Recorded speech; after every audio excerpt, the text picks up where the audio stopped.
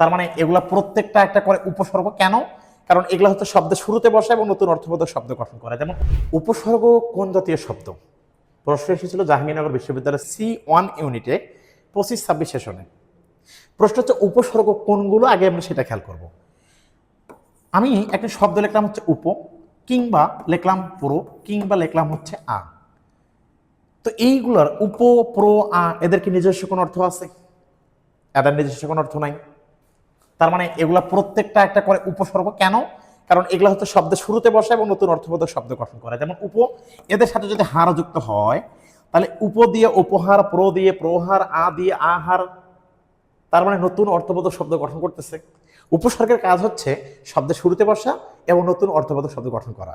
তাহলে এই যে উপ, প্র, আ এদের নিজস্ব কোনো অর্থ নাই, কিন্তু অন্য একটা শব্দের অর্থ চেঞ্জ করে দিচ্ছে। তাহলে এগুলো একটা করে উপসর্গ, ঠিক আছে, বুঝলাম।